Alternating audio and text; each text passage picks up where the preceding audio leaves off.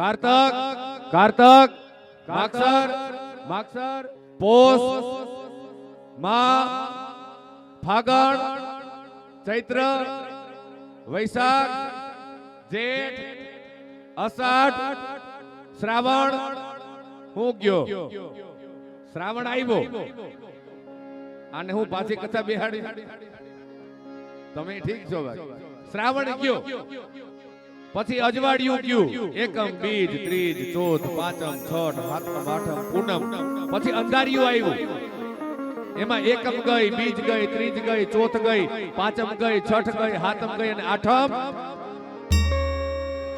હજી ગણાય કે છે ગઈ આઠમ આવી અને અહીંયા રાધાજી અને બીજી બધી સખીઓ સાથે મળી અને જ્યાં અષાઢ મહિનાનું વાતાવરણ બન્યું ને અષાઢ મહિનો આવતાની સાથે તો અહીંયા આ વ્રજની ગોપીઓ બધી ભગવાનને પોકાર કરે છે અને અષાઢ મહિનાનું વાતાવરણ કેવું હોય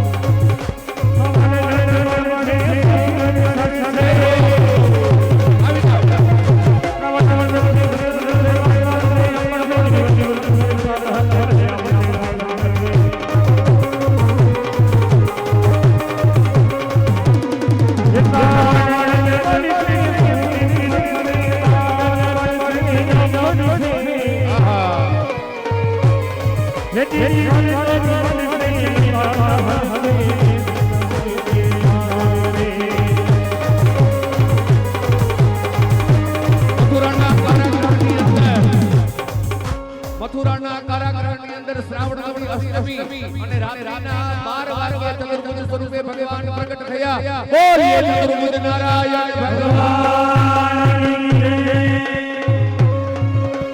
રાત્રિના સમયે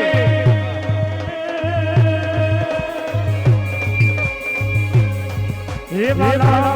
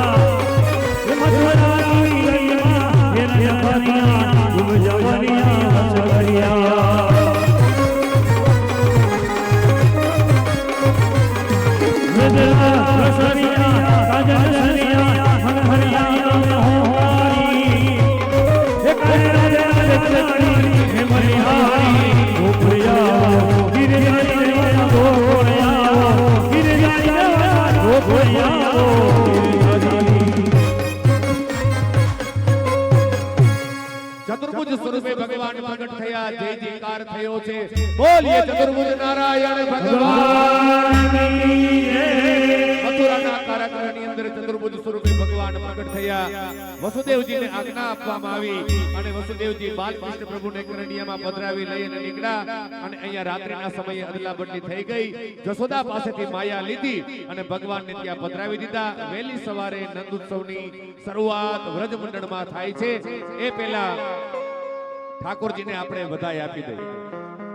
સોને કી છડી રૂપે કી મસાલ जरियन का जामा मोतियन की माल कृष्ण भगवान ने घड़ी खम्मा